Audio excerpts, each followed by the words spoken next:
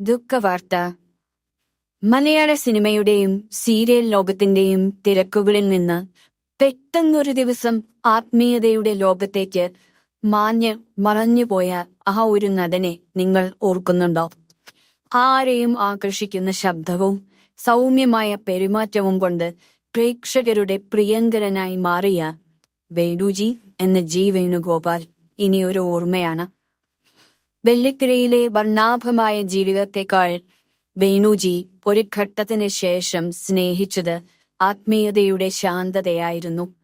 ആരും അറിയാത്ത അദ്ദേഹത്തിന്റെ ആ ജീവിതയാത്രയിലെ ചില ഏടുകളിലൂടെ നമുക്കൊന്നു പോകാം.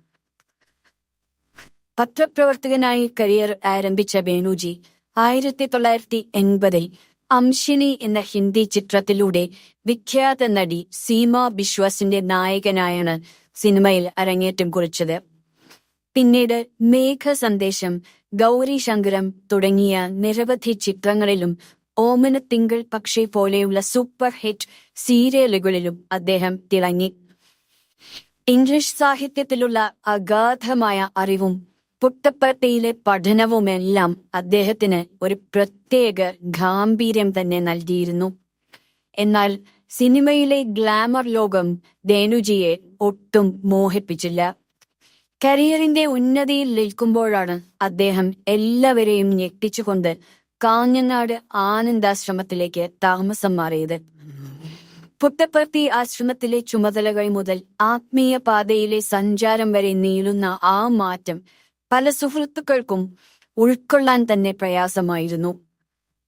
എങ്കിലും വേണുവണ്ണൻ എന്ന് എല്ലാവരും സ്നേഹത്തോടെ വിളിച്ച അദ്ദേഹം ആ ശാന്തതയിൽ സന്തോഷം കണ്ടെത്തി.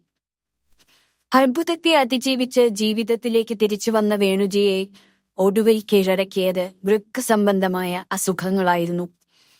ഒരു പത്രപ്രവർത്തകന്റെ കൃത്യതയും ഒരു കലാകാരന്റെ സർഗാത്മകതയും ഒത്തുചേർന്ന ആ ജീവിതം ഇവിടെ പടിയിറങ്ങിയപ്പോൾ മലയാള സിനിമയ്ക്ക് നഷ്ടമായത് വലിയ ഒരു ജ്ഞാനിയെ കൂടിയാണ്. അജിരാദി പിള്ളയും മക്കളും അടങ്ങുന്ന അദ്ദേഹത്തിന്റെ കുടുംബത്തിന്റെ ദുഃഖത്തെ നമുക്കും പങ്കുചേരാം. അപവിത്രമായ ആത്മാവിന് നിത്യശാന്തി നേരുന്നു. കൂടുതൽ സിനിമ, സീരിയൽ, ചാനൽ വാർത്തകൾക്കും വിശേഷങ്ങൾക്കുമായി ഈ ചാനൽ ഇപ്പോൾ തന്നെ സബ്സ്ക്രൈബ് ചെയ്യുക, ഷെയർ ചെയ്യുക, ഫോളോ ചെയ്യുക, ലൈക്ക് ചെയ്യാൻ മറക്കരുതേ.